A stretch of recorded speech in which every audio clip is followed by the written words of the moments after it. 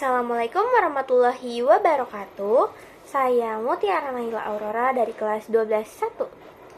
Di sini saya akan membahas tentang sifat koligatif larutan dan redoks. Dan pembahasannya yaitu ada titik beku larutan, titik didih larutan, serta reaksi redoks. Sebelumnya, kalian tahu nggak sih sifat koligatif larutan itu apa?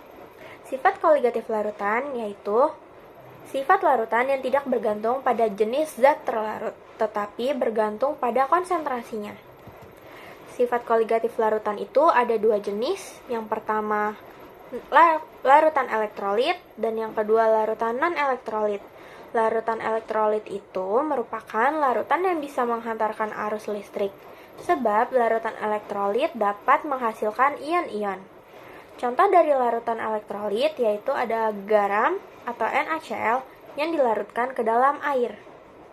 Yang kedua yaitu larutan non-elektrolit. Larutan non-elektrolit merupakan larutan yang tidak dapat menghantarkan arus listrik sebab molekul-molekul zat terlarutnya tidak terionisasi di dalam larutannya. Contoh dari larutan non-elektrolit yaitu larutan pemanis atau gula seperti glukosa, sukrosa, dan maltosa. Oke, masuk ke pembahasan pertama yaitu mengenai titik didih. Titik didih adalah titik di mana air mendidih. Titik didih terjadi saat tekanan uap larutan sama dengan tekanan udara yang berada di luar. Titik didih normal air adalah 100 derajat Celcius. Semakin rendah tekanan udara luar, maka semakin rendah pula titik didihnya. Untuk contoh titik didih sendiri yaitu ketika memasak air dan menggunakan garam, semakin banyak garam yang ditambahkan maka semakin tinggi kenaikan titik didih air. Selanjutnya masuk ke pembahasan kedua, yaitu tentang titik beku larutan.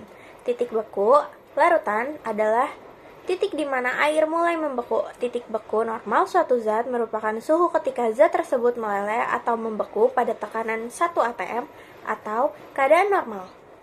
Zat pelarut yang ditambahkan ke pelarut murni dapat menyebabkan penurunan titik beku. Titik beku normal air adalah 0 derajat Celcius. Akan tetapi, dengan adanya zat terlarut pada suhu 0 derajat Celcius, air biasa menjadi belum membeku.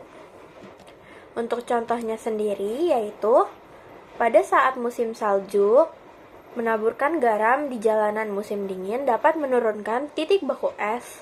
Pembuatan es krim menggunakan kaleng, garam, dan es batu juga merupakan contoh dari penurunan titik beku. Selanjutnya, masuk ke materi berikutnya yaitu mengenai reduksi oksidasi atau redoks. Dalam reaksi redoks memiliki 3 konsep yaitu pertama oksigen, kedua perpindahan elektron, dan ketiga perubahan bilangan oksigen. Dalam konsep oksigen, reaksi reduksi mengalami pelepasan oksigen, sedangkan reaksi oksidasi mengalami pengikatan oksigen.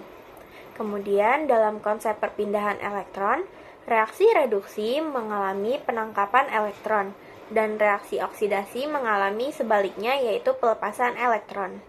Dan konsep ketiga yaitu perubahan bilangan oksidasi, reaksi reduksi mengalami penurunan bilangan oksidasi, sedangkan reaksi oksidasi mengalami kenaikan bilangan oksidasi. Kemudian masuk ke contoh soal redoks.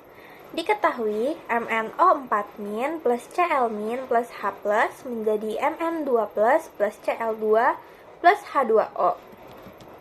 Untuk mengetahui unsur mana yang mengalami reduksi dan mana yang mengalami oksidasi, maka kita perlu mencari tahu biloksnya terlebih dahulu. Step pertama, untuk biloks O dalam MnO4- adalah -2. Karena jumlah atom O-nya ada 4, maka dikali 4, sehingga menjadi -8. Agar hasilnya -1 sesuai dengan muatan ion poliatom, maka biloks Mn harus berjumlah +7. Step kedua, biloks ion sama dengan muatannya. Karena itu, biloks ion Cl- sama dengan -1, dan H+ sama dengan +1, dan biloks ion Mn2+ sama dengan +2. Sedangkan bilox ion dalam unsur Cl2 sama dengan 0 karena merupakan unsur bebas. Bilox H dalam senyawa H2O sama dengan plus 1 karena ada 2 atom menjadi plus 2 dan bilox O sama dengan min 2.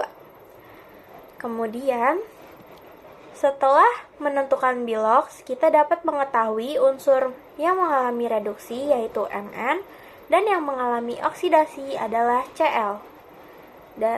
Dan oksidatornya yaitu zat yang mengalami reduksi, kemudian reduktornya yaitu zat yang mengalami oksidasi.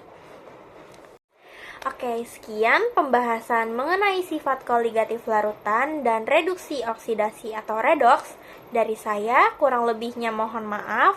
Sekian yang dapat saya sampaikan. Wassalamualaikum warahmatullahi wabarakatuh. Dadah.